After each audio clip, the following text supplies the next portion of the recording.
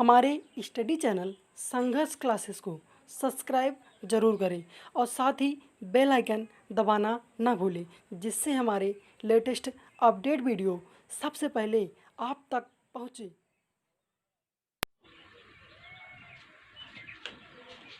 प्रिय विद्यार्थियों, आपका हमारे YouTube चैनल संघर्ष क्लासेस में एक बार फिर से स्वागत है।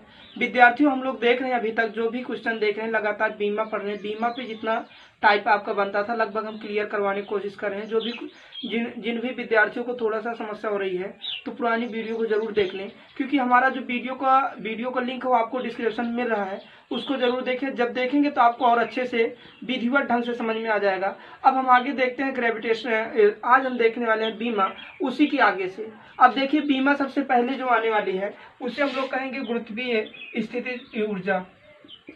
गुरुत्वीय स्थितिज ऊर्जा। जब गुरुत्वीय स्थितिज ऊर्जा, इसको इंग्लिश में कहा जाता है ग्रेविटेशनल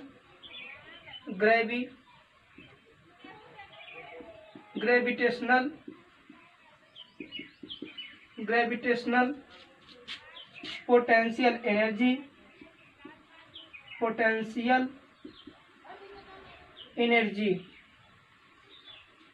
इसका जो फार्मूला बनेगा वो होगा द्रव्यमान गुणे गुरुत्वीय त्वरण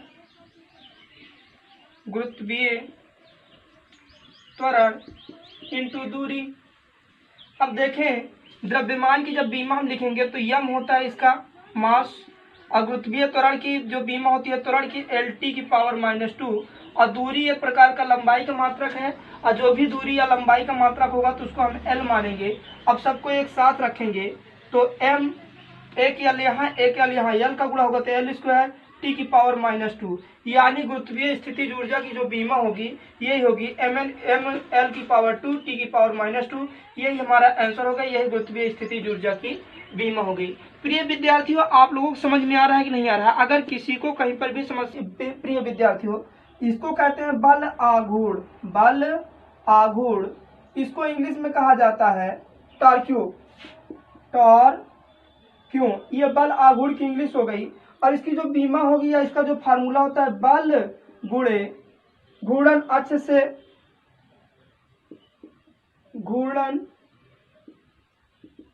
से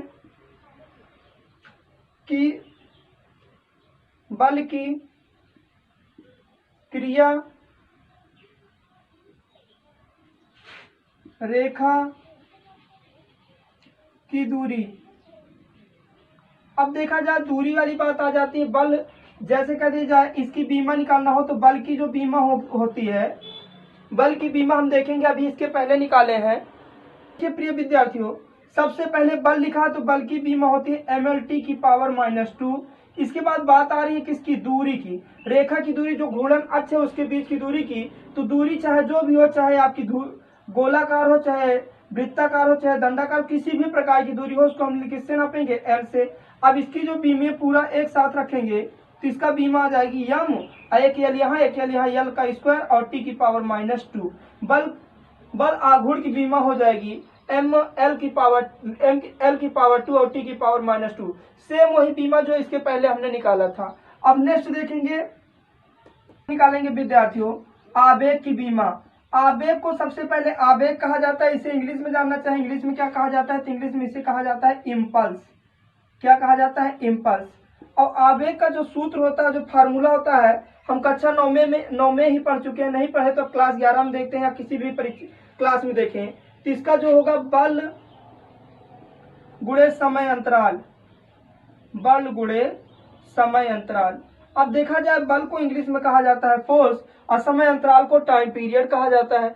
बल की जब बात आएगी तो बल की जब हम बीमा निकाले थे, इसके पहले वाले क्वेश्चन में भी लिखा था हमने MLT की पावर -2, और समय अंतराल का यानी T फॉर टाइम पीरियड यानी T से इसको प्रदर्शित किया जाएगा। अब देखा जाए एक घात इधर प्लस में है तो पहले हम लिखेंगे MLT की पावर 2 में से अगर एक जाएगा तो T की पावर कितना माइनस में बची है। यही हो गया बल की बीमा, आवेग की बीमा। आवेग के बाद हम देखें तो अब निकालेंगे बीमा किसकी? आवृत्ति की। आवृत्ति को इंग्लिश में कहा जाता है फ्रीक्वेंसी। आवृत्ति को इंग्लिश में फ्रीक्वेंसी कहा जाता है और इसका फार्मूला होता है 1/आवर्तकाल। 1/आवर्तकाल। आवर्तकाल हमने बता दिया, चाहे टाइम पीरियड कह सकते हैं, समय अंतराल कह सकते हैं। 1/, आवर्तकाल का मतलब टाइम है, तो यहाँ पर 1/t लिखा जाए, टी की पावर 1 होगी, इसे ऊपर लाएंगे तो ये बताएं टी। यहाँ पर देखिए कोई मास है, कोई द्रव्यमान है, द्रव्यमान नहीं है तो इस जगह क्या लिख देंगे m0। कोई लंबाई दी गई है, नहीं दी गई है तो हम L0 लिख देंगे। और टी की बात आएगी तो टी को जब हम ऊपर लाएंगे तो टी की पावर क्या हो जाएगी भाई, -1। ये आवृत्ति की बीमा हो गई। इसे लिखें चाहे या ऐसे भी लिख सकते हैं, टी की पावर -1 या टी इनवर्स, यही इसकी बीमा हो गई। आप लोगों को समझ में आ रहा होगा। अब इसके बाद हम देखेंगे एक आती है बीमा पृष्ठ तनाव। पृष्ठ तनाव जिसे इंग्लिश में कहा जाता है सरफेस टेंशन। सरफेस टेंशन, पृष्ठ तनाव, इसका फार्मूला होता है बल बटे लंबाई। बल बटे लंबाई। जब किसी वस्तु पर हम बल लगाते हैं तो उसकी लंबाई में वृद्धि हो जाती है, इसी को हम लोग क्या कहते हैं, पृष्ठ तनाव कहते हैं। पृष्ठ तनाव के बारे में हम लोग डिटेल में इसके बाद जब चैप्टर आएगा इसको डिटेल में पढ़ेंगे। सिर्फ हम लोग बीमा पढ़े तो बीमा पर देखा जाए तो बल की बीमा हमने पहले निकाला है ml टी की पावर -2। अब अपन लंबाई को क्या कहा जाएगा, l। अब बताएं एक l से ये l कट गया, ऊपर बचा क्या हमारे पास m0। m l तो बचा नहीं है, mt की पावर -2, यही हमारा क्या हो गया, बीमा हो गई। अब कहेंगे सर इसमें या तो ये भी लिखते हैं कुछ लोग, जब यल से यल कट गया, जब कुछ यल का वैल्यू नहीं मिलता तो l की पावर 0 टी की पावर -2 ये भी लिख सकते हैं, लेकिन सही रूप में तो ज्यादा सही है। यहाँ तक प्रिय विद्यार्थियों समझ में आया। अगर किसी को कहीं पर भी समस्या हो रही है या थोड़ा कम समझ में आ रहा है तो कृपया जो पिछली वीडियो हमारी अपलोड हुई उनको जरूर देखें, और इन वीडियो का लिंक आप लोगों को डिस्क्रिप्शन बॉक्स में मिल जाएगा। और ज्यादा से ज्यादा हमारी वीडियो को आप लोग शेयर करें और लाइक सब्सक्राइब करना न भूलें। आगे देखें हम और क्वेश्चन बताने चल रहे हैं और अच्छे जटिल तरीके से अच्छे से समझ में आएगा प्रिय विद्यार्थियों। जो आता है कोणीय वेग। कोणीय वेग, अब कहा जा सकता है कोणीय वेग को इंग्लिश में कहा जाता है, कोणीय को कहा जाता है एंगुलर, वेग को कहा जा सकता है वेलोसिटी या एंगुलर मोशन। एंगुलर मोशन, कोणीय वेग। एंगुलर मोशन का जो फार्मूला होता है कोण बटे समय होता है। कोण बटे समय होता है। अब देखा जाए कोण की जब बीमा निकालने वाली बात आएगी, कोण की कोई बीमा होती है, हमने बताया कोण की कोई बीमा नहीं होती, इसका ना ये खुद ही एक मात्रा के रूप में कार्य करता है। तो कोण की जब बीमा निकालते हैं तो कोण की बीमा ग्रुप में इसका जो लेंथ होगी तो लेंथ की जगह हम क्या लिख देंगे, 0। एक प्रकार कोण लंबाई होती है और लंबाई कोण का तो ऐसे कोई बीमा नहीं होती, इसी वजह से L0 कर दिए। और टी फॉर टाइम, टाइम माने होता है समय। अब देखा जाए तो ऊपर मास कोई द्रव्यमान है, अगर द्रव्यमान नहीं है तब m0, L भी 0 है और टी की पावर क्या हो जाएगी, यहाँ पर एक प्लस में था ऊपर आएगी तो माइनस में आ जाएगी। या तो इसे इस तरह भी लिखा जा सकता है टी की पावर -1, इसकी बीमा आ गई। जैसे कोणीय वेग या एंगुलर मोशन, एंगुलर मोशन की जब बीमा पूछे तो टी की पावर -1 या टी इनवर्स कहा जा सकता है। इसके बाद देखा जाए हम कोणीय त्वरण, इसे कहा जाता है इंग्लिश में एंगुलर एक्सेलरेशन। एक्सेलरेशन। अब देखा जाए कोणीय त्वरण की बीमा एंगुलर एक्सेलरेशन, किसका कह सकते हैं, कोणीय वेग। इसका जो सूत्र होता है वो होता है कोणीय वेग बटे समय। अब कोणीय वेग की जो बीमा हमने निकाली है टी की पावर -1 या टी इनवर्स, और समय का फिर से टी आ गया, एक माइनस में ऊपर था एक और जाएगा, कितना बजाएगा, टी की पावर -2 ये लिखें, या तो इसकी बीमा ये भी लिख सकते हैं m0 L0 और टी की पावर -2, ये सही है। अब इसके बाद देखा जाए हम लोग देखेंगे जड़त्व आघूर्ण। जड़त्व आघूर्ण। अब जड़त्व आघूर्ण को इंग्लिश में क्या कहा जाता है, पहले इसको पढ़ा जाए। इसे इंग्लिश में कहा जाता है movement of inertia. Movement of inertia. Movement of inertia, इसका जो सूत्र होता है द्रव्यमान गुणे दूरी का स्क्वायर अब देखा जाए द्रव्यमान गुणे दूरी का स्क्वायर। द्रव्यमान की जब बीमा निकालते हैं तो इसका मास होता है, मास का m हो जाता है। दूरी एक प्रकार का लेंथ का मात्रक होता है, लंबाई का मात्रक होता है। इस वजह से हम लंबाई की जगह पे दूरी की जगह क्या लिख देंगे, l का स्क्वायर। यानी अब देखा जाए तो m l की पावर 2, अब t नहीं है तो t की जगह हम क्या मान लेंगे, 0। या तो इसे ऐसे भी लिखा जा सकता है m l स्क्वायर, यही इसकी बीमा हो गई। यहाँ तक प्रिय बच्चों समझ में आ रहा है? किसी को कहीं पर भी समस्या हो रही है तो प्लीज कमेंट में जरूर जवाब दें। कोणीय संवेग, अब कोणीय संवेग की बीमा निकालेंगे। अच्छा, इंग्लिश इसकी बतानी है। कोणीय संवेग को इंग्लिश में कहा जाता है एंगुलर, सूत्र होता है जड़त्व आघूर्ण गुणे कोणीय वेग।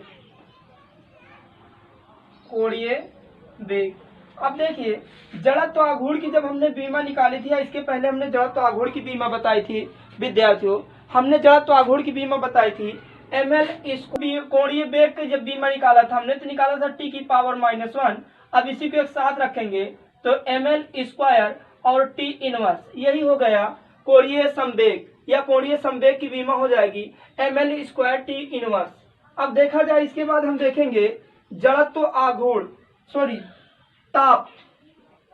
इसके बाद हम देखते हैं ताप। ताप को इंग्लिश में कहा जाता है टेम्परेचर। टेम्परेचर, टेम्परेचर की जो बीमा होगी वो होता है थीटा। क्या होगी, थीटा। या इसको ऐसे भी लिखा जा सकता है m0 l0 t0, बचा क्या, थीटा। यही हमारी बीमा हो गई, चाहे इसे लिखे चाहे इसे लिखे, दोनों सही है। अब इसके बाद हम देखेंगे ऊष्मीय ऊर्जा, लास्ट और नेक्स्ट। ऊष्मीय ऊर्जा, प्रिय विद्यार्थियों हमारे ख्याल से आप लोगों को अच्छे से ये समझ में आ रहा होगा बीमा। अगर बीमा में किसी को कहीं पर भी समस्या, किसी भी चीज की बीमा निकालने में दिक्कत हो रही है तो कृपया आप हमें लिंक में, कृपया आप हमें क्वेश्चन का जवाब मिलेगा। अब देखें प्रिय विद्यार्थियों, हमने देखा बीमा के बारे में। बीमा हमने 10 से 20, 20 से 25 बीमा करवा भी दिया। अब 20 से 25 बीमा हमने करवा दिया है। जो बाकी है, जिन बीमा में आप लोगों को बाकी जो छोड़ रहे हैं, ये आप लोग लगाइएगा। अगर कहीं पर भी समस्या होती है तो प्लीज आप लोग कमेंट में जरूर बताइएगा, जिससे आपकी सभी समस्याओं का निवारण हो सके। और हमारी वीडियो को ज्यादा से ज्यादा आप लोग लाइक सब्सक्राइब करते रहें, और अपने ग्रुपों में, जितने भी ग्रुप हो उसमें जरूर शेयर करें, ताकि ज्यादा से ज्यादा हमारा वीडियो लॉन्च हो और हमारे साथ जुड़े हुए व्यक्ति ज्यादा से ज्यादा पढ़ें। अब देखें प्रिय विद्यार्थियों, हम देखने वाले हैं ऊष्मीय ऊर्जा। इसे इंग्लिश में कहा जाता है थर्मल एनर्जी। थर्मल एनर्जी, अब ऊष्मीय ऊर्जा के अंतर्गत थर्मल एनर्जी, थर्मल एनर्जी का फार्मूला जो होगा देखा जाए, इसकी बीमा होती है m स्क्वायर l स्क्वायर और t की पावर -2। इसकी बीमा यही होगी, m नहीं स्क्वायर होगा, ml स्क्वायर t की पावर -2 हो गया ऊष्मीय ऊर्जा की बीमा। अगर आप लोगों को नहीं समझ में आ रहा है कृपया हमारी वीडियो पिछली वाली वीडियो जरूर देखें। बस आज की क्लास यही क्लोज होती है। धन्यवाद।